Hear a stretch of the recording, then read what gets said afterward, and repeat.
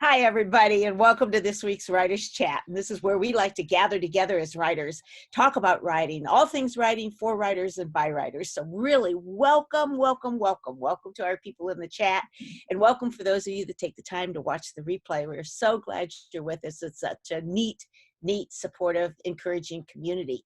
My name is Jean Wise. I'm one of the co-hosts, and I'm joined today by everybody. I think it's about the third week in a row. We've got the whole crew here and stuff. We have co-host Johnny Alexander and my other co-host Bethany Jett, and we have our behind-the-scene gal Melissa staying on today. And I'm going to have to say publicly again, I think we say this periodically, we could not do Writers Chat without Melissa. You guys, sometimes you see Bethany and you see Johnny and me, but me tell you, the real brains behind this that keep us straight and narrow is that lady, is Melissa, and we are totally indebted to her. I thought about her a couple times this week thinking, oh, I'm so glad she's there for us. So Melissa, thank you. Hey, Melissa, everybody's saying thank you in the chat to you on that way. Yay. So Melissa gets the honor to introduce today's topic and our wonderful guest today. So send it to you, Melissa. Go ahead. All right. Well, today I have the privilege of introducing to you guys to Deborah M. Coty. She is a motivational speaker, newspaper columnist, and multiple award-winning author of more than 40 books, including the best-selling Too Blessed to Be Stressed inspirational series, currently with more than 1.2 million copies sold in multiple languages worldwide. A late bloomer, Deb began her professional writing journey at age 45 while juggling duo careers as an orthopedic, occupational therapist, and a piano teacher. Deb is a tennis addict, hiking enthusiast, and choco-athlete, which she says is the step beyond chocoholic, meaning she has to exercise just so she can eat more chocolate. She lives, loves, and laughs in Central Florida with her long-suffering husband of 40 plus years, 2 grown children, and 5 precious grand pals. I love that. Welcome, Deb. Thank you. It's a joy to be here. I never miss your broadcast. Oh, that is great. Awesome. And I love your bio.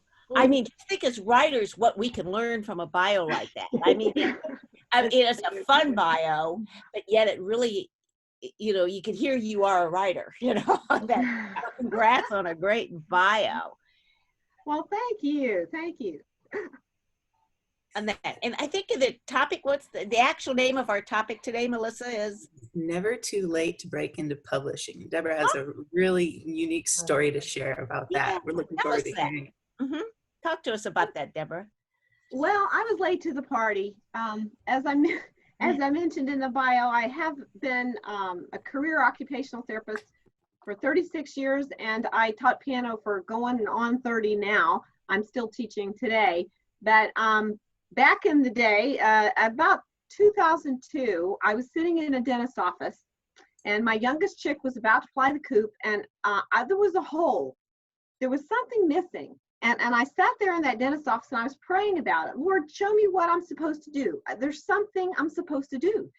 And as I sat there, I reached down and I picked up a random magazine, flipped it open, and there was an ad for a writing contest in it. And the light bulb flashed on in my head. And I thought, wow, as a kid, I was a rabid reader, meaning foaming at the mouth, the whole thing. I couldn't read enough of any genre, any book, anything.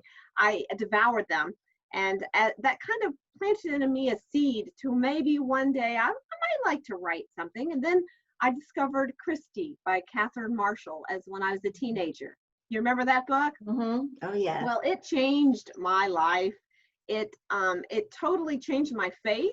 It changed my worldview, and it planted a seed in me that maybe one day I could maybe touch a heart the way that book had touched my heart. But, life got in the way, and so that writing dream got pushed to the back burner for 25 years. And then I went into science. I went into occupational therapy. I met my husband. We married. We had kids, 2, boy and a girl, son named Matthew, and then a daughter named, can you guess? Christy. What a surprise. I named her after my book. Spelled the same way intentionally and everything. So many, many years later, there I was. And so I had that, I call it the Holy Spirit nudge, that elbow in my side, in my gut, that I had to write, but I had no idea how to do that. I had not written anything more than medical charts and Christmas newsletters for 25 years. So I started praying about it, and a friend of a friend of a friend crept up who had some experience in magazine articles, Christian magazine publishing. And so that was my first goal for my entire life, to have 3 magazine articles published. That was my first goal. And it seemed impossible because I didn't know what I was doing. So she was lovely. She met me every month at Barnes & Noble. We sat there, we drank our lattes, and I would give her my ideas, and she would give me feedback, and she would help me to not look like an amateur, which turned out to be the key. And so that first year, I was so blessed to have her input, and largely because of her, I had 10 magazine articles accepted for publication, and I didn't even know that was a big deal. I thought everybody did that. And then it wasn't until years later when I went to writers' conferences that I realized that that was a pretty cool thing. You know, that was kind of ahead of the game. So that started with, I started with magazine articles, and then I progressed to newspaper column, which I still write today, kind of a Christian Irma Bombeck slice of life kind of thing. Then I progressed to books, which was, to me, the mountain that was unclimbable. But I felt like Papa God had gotten me to that point. So if he was shoving me up, you know, goosing me right up the mountain, then maybe I had a chance. So I started working on that, praying about it, what to write. If I was to write a book, what would it be? At the time, I was still an occupational therapist doing orthopedics, mostly hand-injured patients or people that were post-surgical. And one of my patients was an old Florida, we call them, you know, crackers. He was, that comes from the cracking the whips of the Florida cowboys. Believe it or not, we had cowboys in Florida. And he, you know, black teeth, greasy hair, dirt so deeply embedded in the crevices of his face that it would never come out. One of those kind of guys, you know. So he had broken his wrist. Heaven only knows how. I kind of wish I could remember now, but I don't. And I was working with him face to face across a narrow hand treatment table, working his wrist, trying to get his fingers working in. And he would tell me stories. I mean, these are stories with a capital S. They were old Florida stories. His family went back about 8 generations into old Florida. That was back before it was peopled, you know, with anybody but maybe American Indians and, you know, the early pioneers, and mostly a lot of people who were committing crimes. And that's what his family did. A lot of his stories were about illegal activities, but they were amazing and interesting. And I was just wowed. So one day I said, you know, I would like to write a story, I think, about old Florida. And I was working on one about the Miccosukee Indians, and he happened to have grown up with this tribe. So he said, you know what? I just thought of something. I have this piece of notebook paper. It's actually a couple of sheets stapled together that my grandmother wrote when she was 85 years old, and she was passed away by this time. But he said it was about her life as a child on Merritt Island, Florida, in 1904. Which you know, he said it's pretty cool. I think you'd like it. Let me bring it to you. So he brought it, and I was halfway through the first page when I went, woo, this is it. This is the book, and that I've been praying about. And her life was so incredible, and this adventure of faith on Merritt Island, back before there were even bridges to the island. Now that's an island off the coast of Florida. Now it's no big deal to get there, but back then it was. There were only accessible by boat, and it was very untamed and wild and peopled with animals and critters and the alligators, and they called them painters, which was a Florida painter, and all the different kind of critters that are sadly, you know, not so existent anymore. But that was it. However, the story wasn't complete. It was a memoir that this lady had written, and her real name was Catherine Harrison, but that's not what I called her in the book. I called her Emily Palmer, and her story wasn't complete. So I had to get permission from the family to fictionalize a true story and to kind of tie some of the loose ends together that were still kind of hanging at the end of her little account. And so that became my first book. It came out in 2007. It was called The Distant Shore. It was young adult historical novel.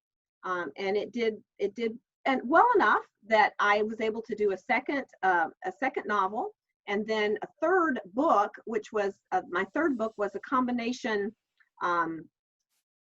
devotional / how-to for writers with 3 other writers, one of which is Suzanne Woods Fisher, who is huge now in Amish fiction and nonfiction. And so she and I were both starting at the same time, and we connected at a writers conference. We were roommates, randomly selected roommates together, and we clicked. I'm in Florida, she's in California, and we just went back and forth. We burned up those cyber highways for years. So we ended up co-writing this Grit for the Oyster together. It's called Grit for the Oyster, subtitled 250 Pearls of Wisdom for Aspiring Writers. And so that kind of was a big deal to us. Then it led to my being able to get an agent after I had 3 books with a small press from South Carolina.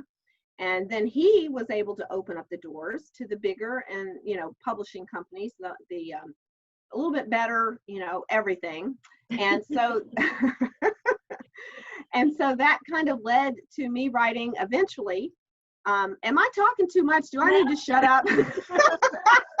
Keep going. Well, do one of these at me when you want me to take a breath.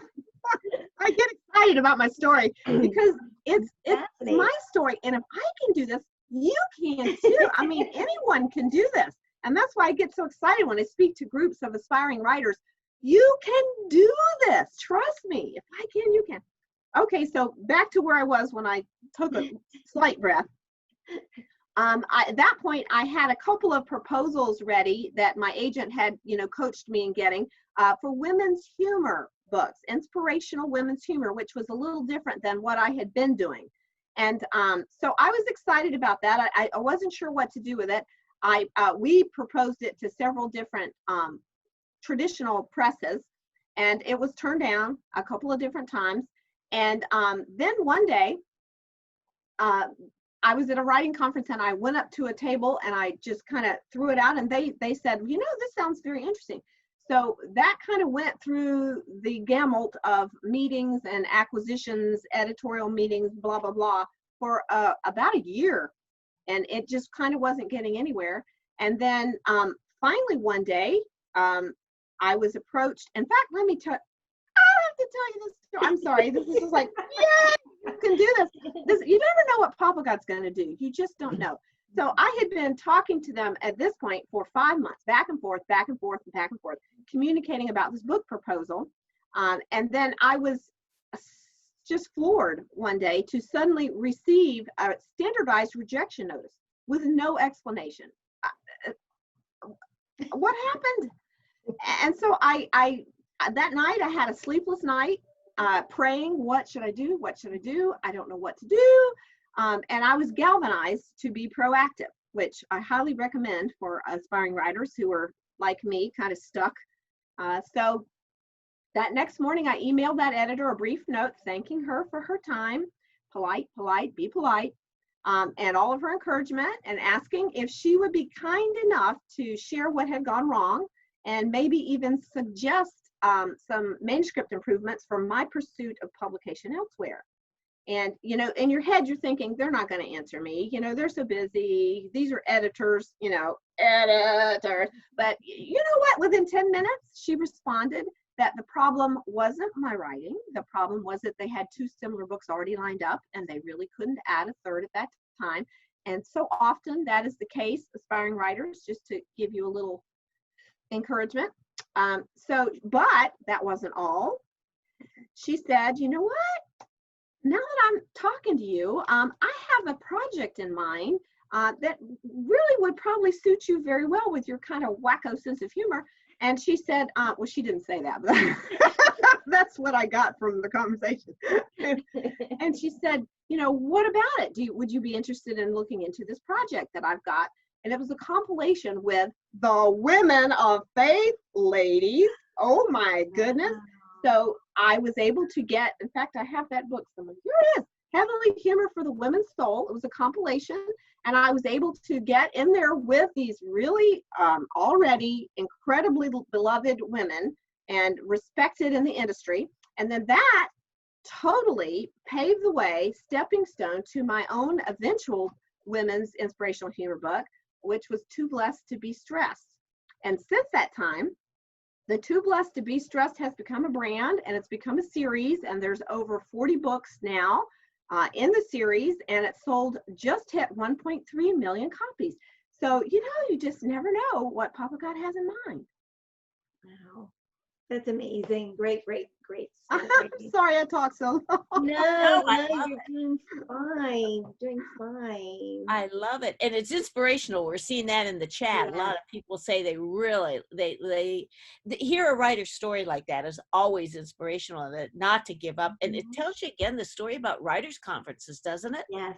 On that way, and the value of connecting, and how God works. I mean, God puts it together, but wow. Yeah, it shows the hand of God, Renee says, and I certainly agree with that. Certainly agree with that. I'm curious, I'm hearing from you that we have stories all around us all the time. The stories of your cowboys. By the way, what's the definition, Bethany? We had a whole conversation going on that. We have to have a side conversation on this. We were talking about jorts. Is that what you mean? Yeah. I don't know. I think Britt started this in the chat, actually. We're just saying, down here in Florida, we usually refer to it as guys who are wearing those jean shorts. But typically we refer to it as the guys who go to Central Florida, or not Central Florida, but UF. We'll see them in the jorts or whatever. It's not Yes. I'm a Florida State fan, so we put that over there on the Gators. It is Britt's fault. Brett says he started the trouble. So see where the story took us, Deborah. It took us clear off. Clear to Jorts. Onto Jorts. Yeah. Wow. And I love the old Florida stuff because Bethany put in the chat, she and I she still lives in Florida, and I was there for so many years in Central Florida, and the history is just amazing. So, just to hear you talk about taking that old story and Merritt Island and all of that. And somebody did ask again for the name of the book that came out of that. What was it? It was called The Distant Shore, and the sequel is Billowing Sails. I wrote The Distant Shore. It took 2 years to write and another year to find the publisher. Again, it was a small press in South Carolina I ended up with. And that's what I recommend to a lot of writers, aspiring writers that I speak to. Look at the small presses. It may be a little more difficult to get into the larger presses these days, but the small presses are great. They pay for everything and they do everything for you. You have to do a lot of the distribution and the promo and all that, but you do anyway these days. Yeah, you do. Yeah, you do. That's the reality and stuff. How did the family react when you got it done? You said you got their permission to use that as the base. I thought they were going to be offended, because the storyline that I came up with to tie some of the loose ends together it did not project them in a very good light, to say the least. And so when I ran it by my patient, and his sisters and brothers were together in a room, and they laughed and they said, "Are you kidding? This is mild compared to what they really did." Really?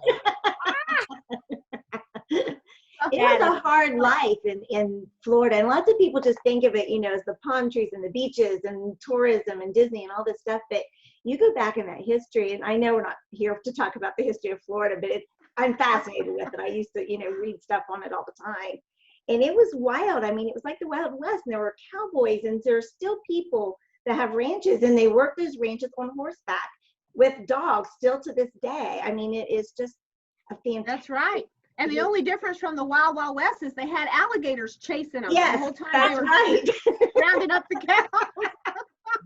No, we always got rodeo day off from school because so many of the kids run 4-H and we're talking just 20 minutes from Disney, right? Yes. Where we're at.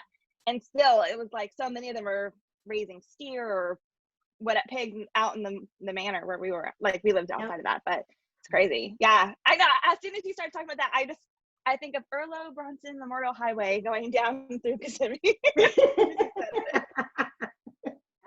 I think it just shows us as writers to stop and look, and this is something we'll talk about a little bit next week too, but because we're going to look at writing our, pulling from our stories from our life is basically what we're talking about next week. So there's a preview. But anyway, you look where you are right now and then look back to the history or find a history. Melissa, what century are you in? Is it Ireland or Scotland? Ireland, 10th century would be the Viking era of Ireland. Yeah, but take a thing like that and just delve into it and see what happens. Let our imagination go. And you have a story, don't you, Deborah? Exactly. And one other point I wanted to make was that I think I was between 40 and 50 while I was writing all this. And I think my age was a bonus. It was a benefit, because my whole perspective of the things that were happening in the story to this young girl, Emily, they were horrendous things that were happening to her that in real life. And as I wrote the story, you uncover this dark family secret along with her as the story progresses. And I think my age gave me a lot more good perspective and a different POV, a different point of view in writing her experiences that happened and actually tying them together with the relationships with other people and other events that have happened since then. And even in my own life, quite a few things as you do when you write fiction. Now I write nonfiction, but I still do this a lot with my creative nonfiction. You pour yourself into it, and you don't always mean to, but you do. And sometimes the protagonist looks alarmingly like some of the things you've thought of yourself. And other times, you actually pour your friends. There were a lot of people that I knew that I was able to base my characters on. I had a Catholic priest who lived next door to me while I was writing all this. Lovely gentleman. I'm not Catholic. And so we had this ongoing thing about proselytizing each other, and he would take us out to eat, my family. And I have to tell you this funny story. This has nothing to do with our subject, but it's hilarious. So this lovely Irish, very thick brogue Catholic priest is taking my family of four, my little girl with her dolly in tow that went everywhere with her, and my little 5-year-old son. And we're out to eat, and my daughter's got her dolly squished up against her chest. And Father Fitzgerald said, so let me see your dolly. I don't do accents well, so excuse the accent. Let me see your dolly. How is she doing today? Can I see her? Can I see her face? And my little daughter Cricket said, and he said, oh, I'd just like to see her pretty face. And she said, not now. I'm milking her.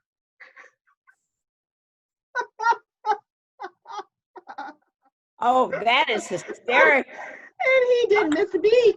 He said, oh, well, that's wonderful. That's very delightful. He went with the flow. And so he became my model for Captain Stone in the book, who was a godly sea captain who happened to be Irish, just like Father Fitz, and said some of the same delightful things that Father Fitz had said to us. And, and also my best friend growing up, Jan, she became the model for Emily's best friend in the book, Pumpkin.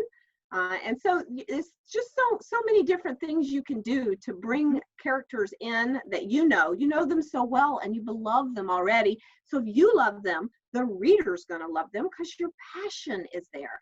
And I think, again, my age had a lot to do with the success of that book and this story. And after it came out, since it was young adult, I was invited to speak to all kinds of schools. To my surprise, because it was a faith-based book, I was also invited to public schools, lots and lots of public high schools and middle schools and Christian schools, private schools, homeschool groups, to do what I had created, a young writers workshop, I called it, which was, it was cool. It was about an hour and a half to 2 hours long, and it was quite well received by the teachers and the students alike. And I would use the book and the story and a lot of the writing principles, the stylistic devices and all that, to talk about creative writing for the students. And it was a huge success. And still today, this is 15 years later, and I've completely switched to women's inspirational humor now, but I still get invited by schools, the people that remember that young writers workshop. So you never know where it's going to head. You're teaching us marketing at the same time, isn't she, Bethany? There's that you and Love it. Young Writers Workshop is a branch that comes from you. Talk about that, Bethany. Isn't that a perfect marketing example? I was just making a list in my head of I've been talking a lot about resource pages for websites, how you should have multiple ones, and I was just thinking I need to add a list for things to teach at schools. And like, I think we could all do that. If we're at all invested, even if you're not published yet, but you've learned, you've gone to conferences, you know more than other people. And it's interesting that, schools teach adverbs, and the rule for us is kill them, no ly words. So it's kind of fun, like, to go in and say, I know this is what you're going to learn, but here's actually what you're going to do in the real world. So I love that. I know, I got real excited. My brain started turning about how to, Bethany, you know what I did with that very subject? That was one of the most popular parts, the segments of the Young Writers Workshop. I would give some examples from the book. I would flip about how to replace, and you've got to be dynamic with kids, of course. And I'm goofy. I've done children's church for 30 years, so I'm the goofiest person there is. And if you're starting to lose them with kids, you just tell a really gross, disgusting, pussy, bloody story, and you get them back right away. So I'm good with that. So I used some samples from the book, which a lot of them bought the book, yay, just so they could see the samples. And when I would tell the storyline from the book, they were like, oh, I got to have this, got to get this. So as I would do that, I would say, okay, we're going to fix this sentence. She walked quickly across the room. Now, let's kill that ly adverb, and you give me a power verb in its place. And I would tell them what a power verb was. And so as they would start to throw out their answers, I would pelt them with candy. I had a big bag full of candy. And if they got it right, I was pelting them. Yes, that's it, yes. And, when they would miss, they would say something like, she walked quickly across the room. She ran across the room. I say, no. And I would walk quickly. This is walking quickly. She ran. Now, this is ran. See, they're different. And you would just keep going with it like that. And the excitement level would build and build and build. And the kids would be standing and cheering and for each other. And it was really awesome. And the teachers would tell me afterwards, that we could get that level of enthusiasm on an everyday basis, with our English classes. But so you just got to take it and run with it. I love that so much because I've got 3 boys. I'm telling you, like, if a teacher was throwing candy at them, they would be their favorite teacher for the whole class. Like, that's all they would talk about. And I like that you threw it on when they got it right. I'm gonna start throwing candy at my kids here at home. Like, if somebody had a really good answer, I would take a whole handful and pelt them with it. And the kids around them would just adore it. It was very, very popular little thing. Oh my gosh. Talk about marketing. Hey, I'm curious. You said something early on about your book, Too Blessed to Be Stressed, is now a whole market platform thing. Can you talk a little bit about how that started, how it expanded, and what it's a brand now for you? So what did you do with that? What all have you done with that? Well, some of it's a mystery to me still, but what happened was that was the first, it was going to be the first book of a series I called Take on Life series of 4 books that I had contracted for from it was Barber Press. And so we did the first book, and it came out to mild to moderate success. It didn't make a huge splash and made a little ripple. And the second book was set to come out a year later. So I was working on the second book and promoting the first book and not paying a lot of attention to the sales numbers, but they weren't great. So I was depending upon my agent to keep me posted there. And he was like, well, it's okay. It's good enough. So the second book was set to come out, and right as it hit, all of a sudden something happened to Too Blessed to Be Stressed. The second book was called More Beauty, Less Beast, subtitled something about your inner ogre. Now I've lost it. But so all of a sudden Too Blessed to Be Stressed took off. And I think maybe part of that was that people were starting to realize that you could use it for small group Bible studies. And besides just reading it as a chapter book, it also had questions in the back of each chapter, discussion questions that could be used. And it was very good for promoting horizontal relationships and vertical relationship with the Lord at the same time. And so people kind of caught on, and word of mouth spread. and the sales just flew. So by the time Too Blessed to Be Stressed was really climbing, More Beauty, Less Beast had just come out. And then the third book came out about 6 months after that. And then the fourth book in the series. And I think Fear, Faith, and a Fistful of Chocolate was the third book. And then the fourth one was about Papa God's unconditional love, Too Loved to Be Lost.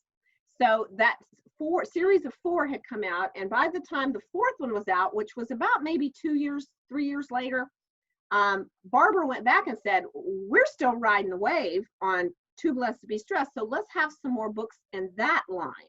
So we started branching off, and we had every year we would have a planner, Too Blessed to Be Stressed planner, that sold 10,000 or more each. We would have all kinds of calendars. Barnes and Noble, Books A Million carried them specifically in their stores. We had Cracker Barrel carried several of the different Too Blessed to Be Stressed devotionals. And we had just all kinds of different types of books and journals and devotionals, all with the Too Blessed to Be Stressed : and then a subtitle that differentiated them from each other. The last 2 in the series will be, one's coming out this fall and the other's coming out in January or February, the first of the year. And then that will pretty much be the wave we figured has kind of come into the shore and is probably ready to die out. So, but it's been a great ride. And I must say, I never saw it coming. And my agent was real surprised by it too, as well as the publisher. All of us have been surprised by the success of the Too Blessed to Be Stressed line. That is so encouraging on that way. And it's encouraging to hear your story. You know, I keep going back to what you originally started in the dentist office, but how you started with the idea of an article, and look where you have gone with this. You just never know the path, do you? You don't. And I think that's to Papa God's total credit, you know, because I could not have really controlled. I tell a story that epitomizes this whole journey to me. And I'll try to make it short, but I can't make anything short, but I'll try. Back to The Distant Shore. I don't mean to keep beating that book, because that was really not one of my better successful books. But in fact, it was my first book, so I learned a lot from my mistakes in that book. But this story related to that book, shortly after it came out, as I mentioned, I had been invited to go to different schools. So this one day, I was at a Christian school, and I was speaking to the group of 11th graders and the English class. They had previously all purchased copies of my book, The Distant Shore, so they had read it. And it was amazing to me how they enveloped these characters. They just embraced them. They loved them. They were real people to these kids. So at that day, I was talking about different fictional stylistic devices, you know, POV, point of view, foreshadowing, that kind of thing. And we got to the part about symbolism. So since they were well acquainted with the story already, I said, now, tell me, guys, what's your favorite example of symbolism in the book? We all know symbolism's like an onion. You know, some people read a book and they just get the top layer and they enjoy it, and that's fine. But other readers like to dig a little deeper and they go down to different layers. And if a clever writer can add symbolism to their book, and this is done with nonfiction people as well as fiction, I do it all the time in my nonfiction. But if you can get a little depth in there with that onion, then it makes the book very enjoyable for the thinky readers, you know. So they were thinking about it, and a couple of hands went up in the class, and I chose this young lady in the back because I had been an occupational therapist for many, many years at that point, and I had worked with lots and lots of cerebral palsy patients, and I recognized her as the CP right away. And I said, okay, young lady, what was your favorite part of symbolism in the book? And her voice was kind of low and gravelly, and, you know, because of the CP, a little halting. And she said, my favorite part was where Emily went home for Christmas and her father shattered the vase. And I thought, I don't think she understood the question. You know, I'm thinking, well, how could that be anybody's favorite part? And in the storyline, Emily, the young protagonist who had been ostracized from her family, and she did not know why, and you were learning with her why they had sent her away. She went briefly home for Christmas, and her father, who had an anger management issue, shattered this beautiful beloved vase against the fireplace, and all the roses that were in it had broken all over the floor. Everything was shattered, a mess. And Emily in the story had reached down and picked up a rose, a broken rose with this little bud hanging off, and she likened it to the dead chickens in the market, you know, hanging there with their necks wrung. And she was talking to her sister. So in this classroom, this young lady, I was about to say, I'm not sure I understand, you know, why you picked that as your favorite. She held up her fingers, just like Emily had in the book. And I knew exactly what she did the minute she did it. She was holding up that invisible rose. And as she looked up at it in the classroom, this tear trickled down her face. And she said, I'm sorry, I'm choking up even telling you. And she said, the rose was Emily. She was supposed to be a beautiful flower, but she got broken. Wow. And it was just silence in the room. And the teacher looked at me and I looked at her, and I knew we both had these huge lumps in our throats, and all the students even got it, that this young woman was identifying with Emily and her brokenness. And I could never have known that 2 years prior when I wrote that scene. I had even at one point taken the scene out of the book because it didn't seem to propel the storyline forward to my liking. And I got that Holy Spirit nudge and I put it back in. And at that moment, I understood why that scene was in that book. You know, how would I have ever known? I couldn't have known, but Papa God knew, and he made sure that that scene was in that book to minister to that young woman so that she could identify with that. You know, just wow. That's amazing. Just such an amazing story. That is, wow. We're almost speechless because of that. Yeah. It gives you goosebumps. Our words are powerful. Mhm. And you just don't know how it's going to be used and stuff. Wow. Deborah, our topic is writing in the second half of life, or writing, I can't remember exactly what we said. Yeah. It's never It's never too late to Never too start. late. And so you've given us a lot of illustrations. What's some other tips?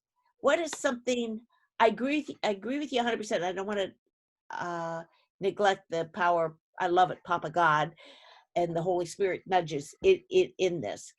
But you've done some work too. You've gone You out. bet. Yeah. So what are some tips that you can give us? I would say hone in on your personal best time to write. I think that sometimes we don't have a choice. If we have a deadline, we have to write all day, every day to get that done. But there are, for all of us in our biological clocks, certain times a day that when we're sharper and when we're clever and when we can tune in a little bit more to the focus that we need to have to address whatever chapter we're writing, whatever topic we're writing. And it helps immensely if we can use that to our advantage to recognize when that time of day is and schedule your writing time then, and let nothing interfere with that. You know, I'm sorry about my children. You know, today you're going to have to eat peanut butter and jelly because I have to do this at a certain time. And, you know, I think that's really a biggie. When I was writing Mom Needs Chocolate, which was one of my very early books that was about, you know, women's humor, inspirational women's humor, I was going through menopause. I had prayed, Lord, I need more hours in the day to get everything done. I was still working full-time, mothering full-time, doing everything full-time, all together, and it was a mess. And so I had prayed, give me more time, give me more time. So he sent me menopause. And I had half the night too, you know, because I was insomnia with menopause. So I would write my funniest stuff at 2 a.m. Oh. And, you know, it was crazy. I never knew I would wax so crazy in the wee hours. But, you know, some of the best stuff in that book was from my menopausal insomnia. So that is great. But it does help when you can pinpoint when your best writing time is and stick to it. Okay. And another thing is to let it ferment. You know, let your writing, and I know that we all agree, we all know that, but do, you know, let it percolate a few days, a week if you can help it, and before you pull it back out, and you're going to see it with fresh eyes. and you're going to be able to self-edit so much better than you were when you were so engrossed in it and it was just coming out and it was just forming itself as the embryo still at that point. But after you give it a few years to grow, it's an obnoxious 10-year-old kid, and you can easily edit that. You know. I love it. That's a great image. That is a great image because you get pretty sick of them after a while. Yeah, you're good. You're ready to go.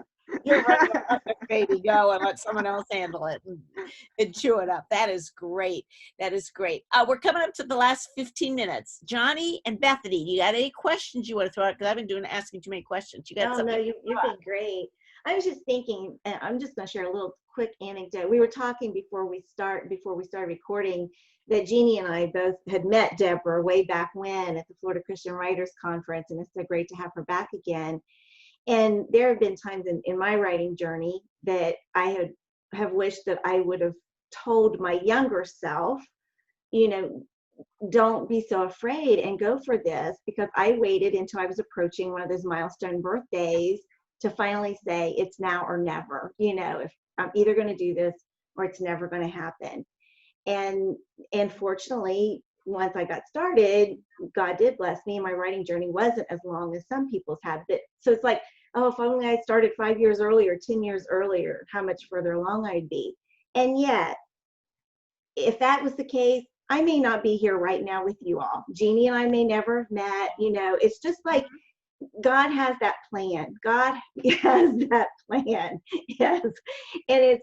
And so I just want to encourage you wherever you're at, not to think it's too late, not to think it's too early. You're not too young. You're not too old. You have the desire. God's given you the gift. You've got to go for it and know your journey is not going to be like anybody else's. And you don't know how long it's going to take or what blessings you're going to get or what roadblocks you're going to stumble into. But this is your journey, and just dive in and enjoy it and be there. Yeah. Johnny, can I add something to that? Yes. I totally agree with that we have to be in tune with Papa God's timing for our life, or it's not gonna work. But I looked up in anticipation of this very program, I looked up some of the ages of some of the most successful writers who started late. Mark Twain was 41 when he wrote his first book, and he became the father of American literature and went on to write 28 books. Wow. Toni Morrison, her first book came out when she was 40, and she ended up with the Pulitzer Prize and the Nobel Prize. And then there was Tolkien, who was 45 when his Hobbit first came out. And then, of course, he went on to Lord of the Rings trilogy with 150 million books sold worldwide. And Laura Ingalls Wilder was 65 when her little house started. And then Frank McCourt, who was 66 when he wrote Angela's Ashes, which changed the whole course of memoirs pretty much as they exist today. So encouragement, we just have to wait on the Lord's timing. Absolutely. And I think one of the other lessons in hearing your story, especially Deborah, is what we initially start out as may not be where God ends up placing us with success. You know, Good point. You did not mention women's humor at the beginning part of your journey. Didn't sound like it was even on your radar. I know Johnny's experience is that way, isn't it, Johnny? What you're writing now was not what you talked about when we first met. No, I thought I'd be writing nonfiction because I thought it would be easier. I, you know, but just not because it's more objective, right? You get a topic and you research that topic, and no, I mean my wheelhouse, as y'all know, it's fiction, and I love it. But it was the scarier of the two, so it was riskier to write fiction because if it failed, I was a failure, you know, and that's not the best way to look at those things, but that's how I was looking at it until it was like, no, you've just got to do it. Yeah, and be open for that. How did you end up with women's humor? How did you end up in that? Me? Yeah. Well, I've always loved to read it. I've loved to read it. And when I was actually looking for an agent, this is a cool story. I finally, after I had finished those 3 books with a small press, I was kind of wondering what to do next. So I just thought, I'm just going to write what I like to read, what I love. So I wrote this manuscript, and the working title was something like Smiles to Go Before I Sleep. And I was able to find an agent, and he was trying to shop it around. Actually, that's what I should tell you, is finding the agent. I wrote, I don't know, dozens of agents that I didn't know. Some were Christian, some were not. I was desperate. I knew that had to be my next step in order to get in the next level. So I was getting a few tweaks of interest from certain agents and others not so much. And then I wrote Greg Johnston, who's he owns basically WordServe, and I didn't know anything about Greg at the time, nothing. So I wrote him and I sent him my query, and he wrote back and said, this is interesting. Go ahead and send me your proposal and some sample chapters. So I did. Didn't hear back from him for the longest time. So I thought, well, we're done, like everybody else. So he finally wrote me back and he said, I'm sorry about this long wait, but I'm waiting on my wife to finish a project she's working on so she can look at your material. And I'm like, what a henpecked guy. His wife, she's not, and I don't see her in the agency. He has his wife look over his, I thought, what a wiener. And then finally I get a thing back from him about 2 weeks later, and he's like, well, my wife did finally finish her project. She took a look at your material. She says, sign you. And I'm like, who is your wife? It turns out, she was huge. I had her books up there on my shelf, Becky Johnson. I had her books up there, and I didn't have any idea she was actually writing under her maiden name at that point. And I was like, oh my goodness. So I was more excited to have his wife on my team than I was like, can I meet your wife? Can I meet her? Can I meet her? Oh, that is great. That is just great. Great on that. Story. Deborah, have you ever gone to the Irma Bombeck Writers Conference for humor writers? Up here in Ohio. It's in Ohio. I would like to. I love Irma. Yeah, she's my hero. Oh, she's mine too. She's mine. That and Catherine Marshall. So you and I connect. Oh yeah. On that, I think all four of us connected with Catherine Marshall on that. But they hold it every other year. This was the year to hold it. Of course, COVID coming along. So I think they're doing some stuff online, but it may have passed. I don't know for sure. But every other year at University of Dayton, and it sells out within the half hour that it goes live. I'm not kidding you. I will look into that. You got to know that it's going to go. The registration's going live at noon, and you register at noon, because I have seen it. The one I've gone a couple times, and it's secular. I'll warn you about that. It's secular, sure. But it is. It's humor writing and human interest writing, which you're journalists too, and so I would have to think that it's a lot of journalists and columnists and stuff. So I think you would click with that. So I would definitely. Yeah, it's at University of Dayton Irma Bombeck Conference, and it is a one. If anybody's interested in humor, it's a delightful one to go to. But again, it's not Christian, but it is phenomenal. And her books are amazing. I don't know how well they've held up over time and with changes, but I remember as a young woman before I had children, reading Irma Bombeck's books and just laughing and laughing and laughing. She is absolutely hilarious. Well, I remember when she sat her column, I would read them out loud. I'd read them in the paper when the kids were real little, and I said, "Oh, listen to what she wrote," So and stuff. And we didn't explore that with you, Deborah. Tell us real quick about your column that you got, and who do you write for?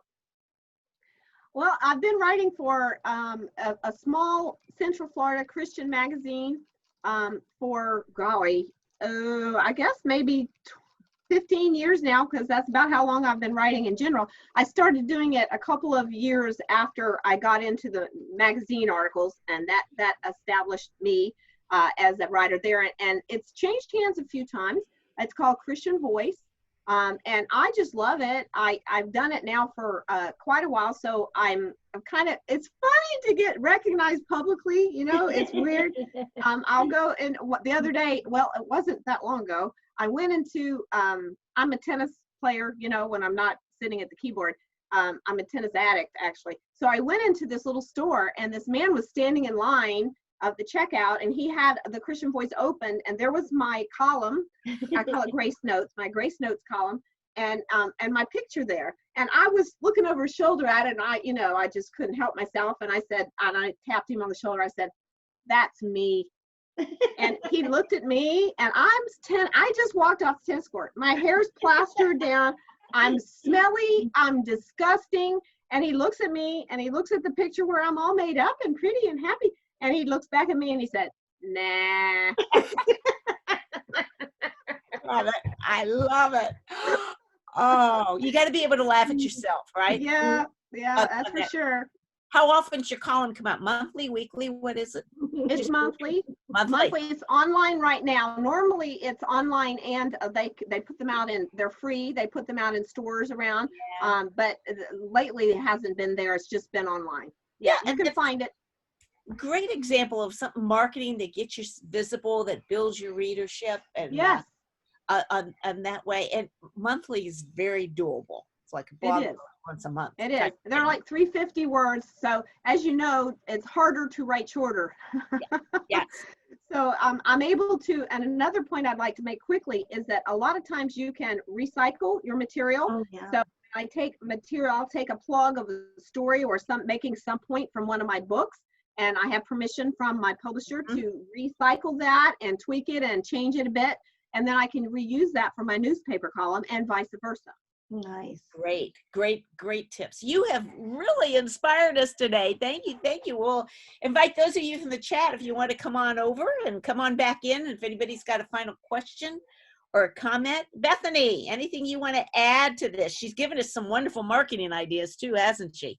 I know she's talking about repurposing. I was like, can we have Deborah every week? That'd be great. It was amazing, just amazing on that.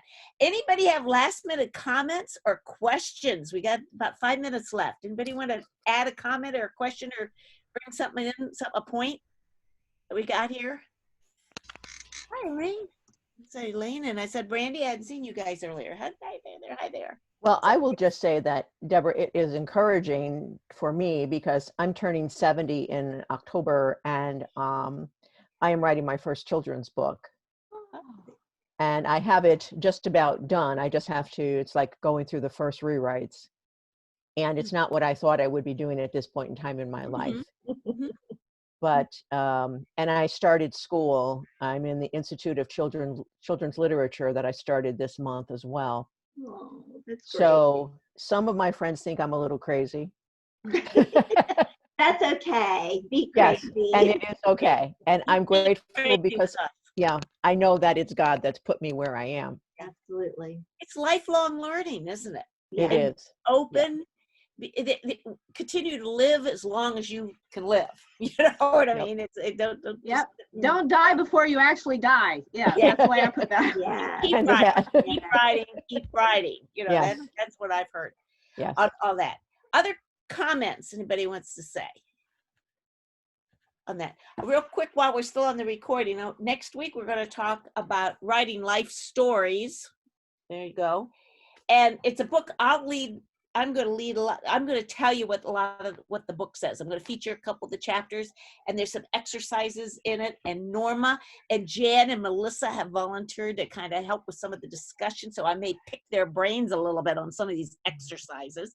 And then we'll bring everybody back in a little bit earlier and have maybe everybody do some sharing and stuff. Elaine's got it too. So she's going to have a preview.